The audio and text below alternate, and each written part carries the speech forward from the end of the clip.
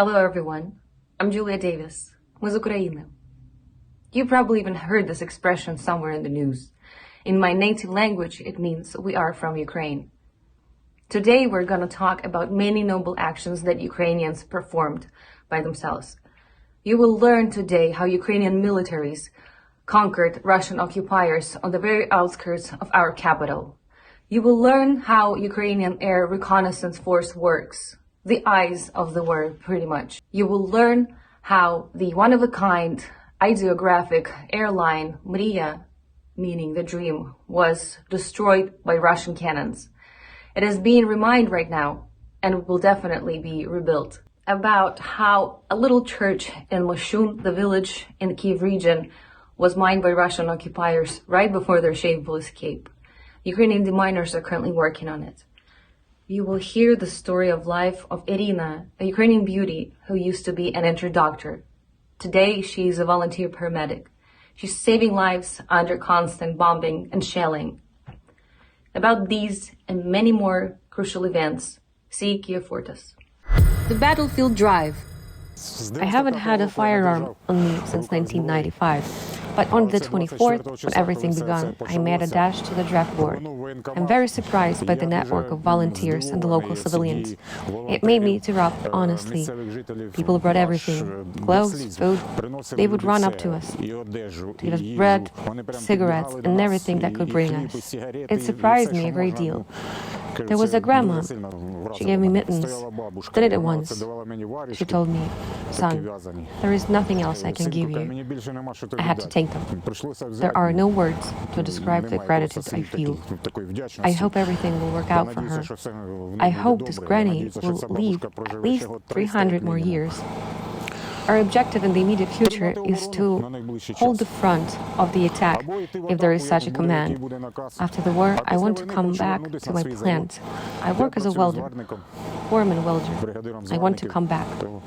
I want to tell Russians the following: hide as far and as deep as you can. We will get you. Aerial reconnaissance. Aerial reconnaissance is such a thing. During the contemporary war, you can't do without. The eyes have to be everywhere. There are a lot of those like me, the people who have decided once that they have left their civil lives behind in order to drive the enemy away.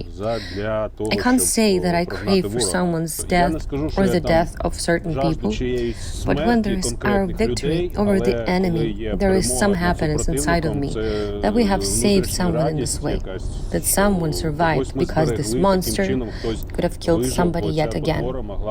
We have very cool guys, the civilians, who use civil drones to correct the aim of artillery while facing the danger. They respond to my appeal, "Get away, you can die out here," with, "No, we shall stay here to the very end." People's mood depends on how accurate the information is presented by mass media. The result depends on the accuracy of the information coordinated to the specific expert. Is the enemy still out there? He is. Then he has to be killed. Has to be killed. I can only say one thing to the enemies: run, but you won't be able to run away. You'll get a bag. You can never destroy Mrija. It's winter now. We are preparing a place where the investigation will take place. We ensure it's safe from the explosive items left behind the explosions. Tomorrow the investigation will be held, and for it to be conducted at a high level, we're making sure there are no remnants of any explosive items left at site. There are thousands of them. There were some in the cars, the BMD, and of course, when the explosion went off, everything got tossed around. Now a composite squad is working right now to rectify this. More of the explosive ammo experience was received. There are minefields. So, for instance, the person that has spent a day on the minefield collects those at the airport to show how this should be done to upgrade their skills. Zero room for error. It's a church facility. We are looking for any explosive items. Nothing was found in the church itself, but several acts of vandalism are visible. There have been no explosive traps found today yet, but there are many artillery shells of 122 and 152 caliber, or non-navigated rockets. There are a lot of landmines, not as many as we thought there are going to be, but we do come across some. It looks like a normal grenade that is tied to some steel object, with a string stretched out by the ground. As my commander once said, a deminer is a creative profession. I'm gonna tell you this. I may not know a lot. We find them landmines as we go, get to know them, and how this whole thing works. The good angels. On the 24th, I went to work early in the morning.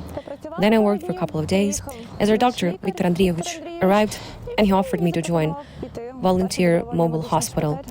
And since then, we started working here. We got under fire a couple of times. We evacuated a lot of injured soldiers, an evacuation operation to save people under Irpin's bridge. People, children, there were a lot of quick-fire rounds. There were a lot of injured, many were unfortunately killed. Russian armed forces shot at sight when the ambulances entered the area. We just got there, left the car next to the house to get him, and the fire immediately started. We quickly dropped to the ground and got under the ambulance, and we got it easy. When we evacuate people, there are thanks, smiles, but the biggest thank you is probably the fact that they survived. I was raised in such a manner that I can't stay out of this, frankly speaking. In all conscience, I want to help others and be of use of them to them. Boys, we support you a lot. Hold on. We will win for sure. We're closer to victory. The war for life and freedom of Europe continues. See Kyiv about these and many other events in a week.